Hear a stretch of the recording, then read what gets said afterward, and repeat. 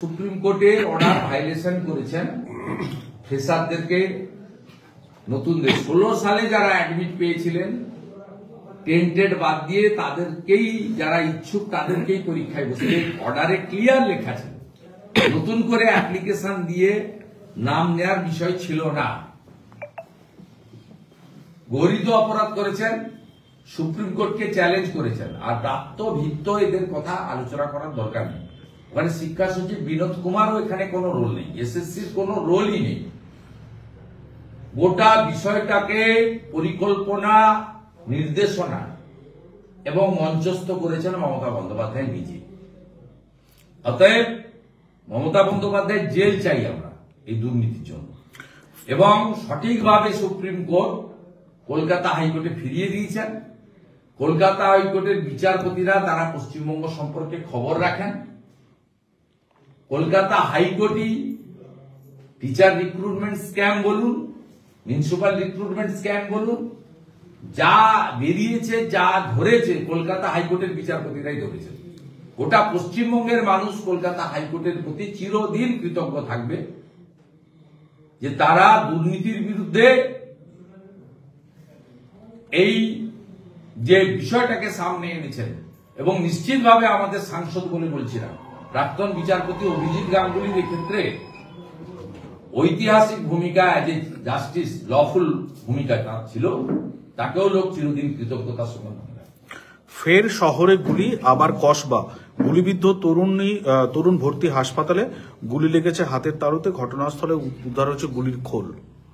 ফের কসবাতে আবার গুলিবিদ্ধ হলো শহর কলকাতাতেই তরুণ ভর্তি হাসপাতালে। সবাই জেনে গেছে মমতা ব্যানার্জি যতক্ষণ থাকবে গুলি লাগবে, এটা মাথায় লাগেনি, তাই বেঁচে গেছে। দুজনকে আমরা চিনে ফেলেছি, পুলিশ কবে চিনবে তার অপেক্ষায় আছি। গলাতে কিভাবে কেটেছে, সোনার চেন কাড়িয়ে নিয়েছে এবং প্রাণে মেরে ফেলার চেষ্টা হয়েছে। একজন মহিলা নেত্রী, ডাকাবুকা নেত্রী, ভারতীয় জনতা পার্টি দীর্ঘদিন ধরে করছেন, পঞ্চায়েত সমিতির সহসভানেত্রী, নির্বাচিত পঞ্চায়েত সমিতির মেম্বার। তিনি বিডিও অফিস থেকে বাড়ি ফিরছিলেন, 4 দিন ফলো করে তারপরে এই কাজ করেছে। উনাকে নিরাপত্তা আমরা দেব, কিন্তু এইভাবে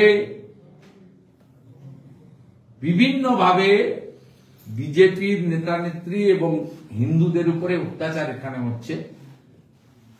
কার্ড ব্যাংকের নির্বাচনের সময় মামুনি জানার গায়ে বোম ফেলা হয়েছিল, সেই মামলাও এখনো পুলিশ অ্যাকশন নেয়নি, হাইকোর্টে বিচারাধীন।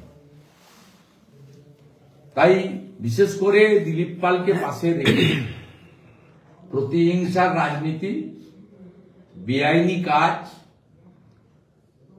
কিভাবে করছে পুলিশ, মমতা পুলিশ, তার উদাহরণ আমি এখানে তুলে ধরলাম।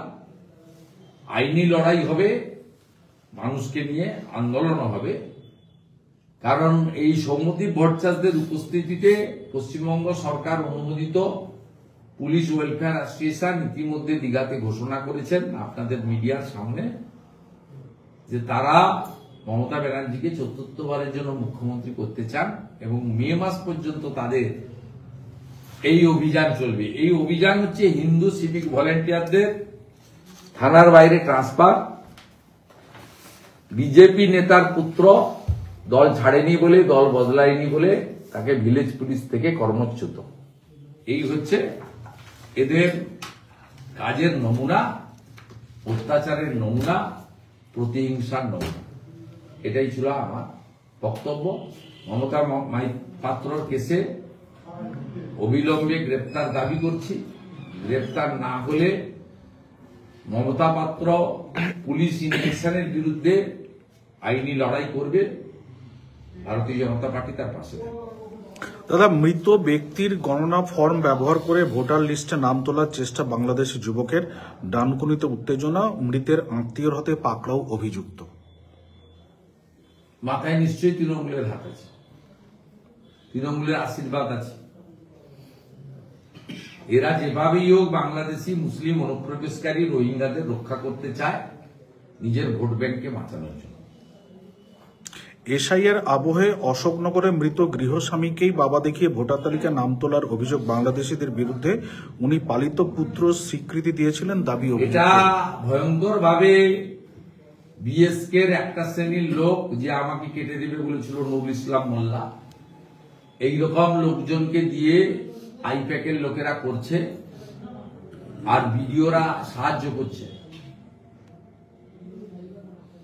আমি খোঁজ নিই নন্দীগ্রাম একের ভিডিও, ও তো এখানে কিছু করার নেই, তৃণমূলকে পরিচালনা করছে, তাকে ডেকে নিয়ে এসে বলছে আমাকে এইভাবে বলুন। আপনার সম্পর্কে সব জানিয়ে নি, আপনার সম্পর্কে আমি সব জানি, আপনি কি করছেন তার খবর আমার কাছে। এসএসসির নতুন করে নেওয়া পরীক্ষার বৈধতা নিয়ে প্রশ্ন সুপ্রিম কোর্টের, এসএসসিকে ভর্ৎসনা। তবু স্কুল সার্ভিস কমিশনের পাশে শিক্ষামন্ত্রী, স্বচ্ছতা ও নিরপেক্ষতার সঙ্গে কাজ হয়েছে, দাবি ব্রাত্য বসুর। ওর নাম বদলে গেছে, এখন বৃত্ত বসু। বৃত্ত বসুর কোনো উপায় নেই মমতাকে চটানো। মমতা ব্যানার্জি এই কাকে ডাকতে হবে, কাকে পরীক্ষায় বসবেন না, 10 নম্বর বাড়তি দিবেন, উনি বুদ্ধি দিয়েছেন এবং কমপ্লিটলি সুপ্রিম কোর্টের অর্ডার ভাইলেশন করেছেন। ফ্রেশারদেরকে নতুনদের 16 সালে যারা অ্যাডমিট পেয়েছিলেন টেন্টেড বাদ দিয়ে তাদেরকেই, যারা ইচ্ছুক তাদেরকেই পরীক্ষায় বসে, অর্ডারে ক্লিয়ার লেখা ছিল। নতুন করে অ্যাপ্লিকেশন দিয়ে নাম নেওয়ার বিষয় ছিল না। গরিত অপরাধ করেছেন, সুপ্রিম কোর্টকে চ্যালেঞ্জ করেছেন, আর প্রাপ্ত ভিত্ত এদের কথা আলোচনা করার দরকার নেই। ওখানে শিক্ষা সচিব বিনোদ কুমারও এখানে কোনো রোল নেই, এসএসসির কোনো রোলই নেই। গোটা বিষয়টাকে পরিকল্পনা, নির্দেশনা এবং মঞ্চস্থ করেছেন মমতা বন্দ্যোপাধ্যায় নিজে। অতএব মমতা বন্দ্যোপাধ্যায় জেল চাই আমরা এই দুর্নীতির জন্য, এবং সঠিকভাবে সুপ্রিম কোর্ট কলকাতা হাইকোর্টে ফিরিয়ে দিয়েছেন। কলকাতা হাইকোর্টের বিচারপতিরা তারা পশ্চিমবঙ্গ সম্পর্কে খবর রাখেন। কলকাতা হাইকোর্টই টিচার রিক্রুটমেন্ট স্ক্যাম বলুন, মিউনিসিপাল রিক্রুটমেন্ট স্ক্যাম বলুন, যা বেরিয়েছে, যা ধরেছে, কলকাতা হাইকোর্টের বিচারপতিরাই ধরেছে। গোটা পশ্চিমবঙ্গের মানুষ কলকাতা হাইকোর্টের প্রতি চিরদিন কৃতজ্ঞ থাকবে যে তারা দুর্নীতির বিরুদ্ধে এই যে বিষয়টাকে সামনে এনেছেন। এবং নিশ্চিতভাবে আমাদের সাংসদ বলে বলছিলাম, প্রাক্তন বিচারপতি অভিজিৎ গাঙ্গুলির এক্ষেত্রে ঐতিহাসিক ভূমিকা, যে জাস্টিস লফুল ভূমিকা তার ছিল, তাকেও লোক চিরদিন কৃতজ্ঞতার সঙ্গে মনে রাখে। ফের শহরে গুলি, আবার কসবা।